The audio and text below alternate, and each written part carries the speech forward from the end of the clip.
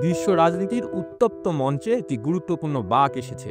যুক্তরাষ্ট্র ও চীন বিশ্বের এই দুই বৃহত্তম অর্থনীতি বিরল মৃত্তিকা রপ্তানি ও আমদানি বিষয়ে একটি ঐতিহাসিক চুক্তি স্বাক্ষর করেছে। শুক্রবার এই ঘোষণা আসে হোয়াইট হাউস এবং চীনা বাণিজ্য মন্ত্রণালয়ের তরফ থেকে, যা গত কয়েক সপ্তাহের আলোচনার পর দুই দেশের মধ্যকার বাণিজ্যিক সংঘাতে কৌশলগত একটি অগ্রগতির ইঙ্গিত দিচ্ছে। বিরল মৃত্তিকা, যা স্মার্টফোন, বৈদ্যুতিক গাড়ি, সামরিক অস্ত্র থেকে শুরু করে উচ্চ প্রযুক্তি যন্ত্রপাতিতে অপরিহার্য, তা নিয়েই মূলত তৈরি হচ্ছিল এই দ্বন্দ্ব। এপ্রিল মাসে যুক্তরাষ্ট্রের নিষেধাজ্ঞার প্রতিশোধ হিসেবে চীন বিরল মৃত্তিকার রপ্তানি আটকে দেয়, ফলে সরবরাহ শৃঙ্খলা বিঘ্নিত হয় এবং বৈশ্বিক প্রযুক্তি শিল্পে অনিশ্চয়তা তৈরি হয়। তবে জুনে লন্ডনে দুই পক্ষের আলোচনার মাধ্যমে পরিস্থিতির মোড় ঘোরাতে শুরু করে, যার ফলেই এই আনুষ্ঠানিক চুক্তি।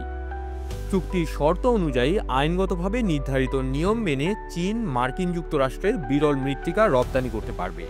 পরিবর্তে যুক্তরাষ্ট্রও চীনের উপর আরোপিত বেশ কিছু রপ্তানি নিষেধাজ্ঞা তুলে নেবে, যার মধ্যে রয়েছে ইথেন, জেট ইঞ্জিন এবং উচ্চ প্রযুক্তির সফটওয়্যার।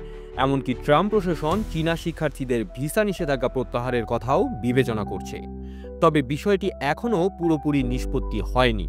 চীনের রপ্তানি নির্ভর দ্বৈত ব্যবহার নীতিমালা অনুযায়ী সামরিক সংক্রান্ত সরবরাহের উপর নিষেধাজ্ঞা বহাল থাকবে, যা মার্কিন প্রতিরক্ষা ঠিকাদারদের জন্য একটি বড় চ্যালেঞ্জ হিসেবে রয়ে যাচ্ছে। বিশ্লেষকদের মতে এই চুক্তি তাৎক্ষণিকভাবে প্রযুক্তি শিল্প ও বৈশ্বিক বাজারে স্থিতিশীলতা আনতে পারে, তবে দ্বিপাক্ষিক সম্পর্কের দীর্ঘমেয়াদী ভবিষ্যৎ এখনও অনিশ্চিত, বিশেষ করে যদি কোনো পক্ষ আবারও প্রতিশ্রুতি ভঙ্গ করে। চুক্তিটি শুধু বাণিজ্য নয়, কৌশলগতভাবে শক্তি ও নিরাপত্তা ভারসাম্য রক্ষা করতেও গুরুত্বপূর্ণ ভূমিকা রাখবে বলে মনে করছেন আন্তর্জাতিক বিশ্লেষকরা। আপনারা দেখছিলেন প্রতিদিন সকাল।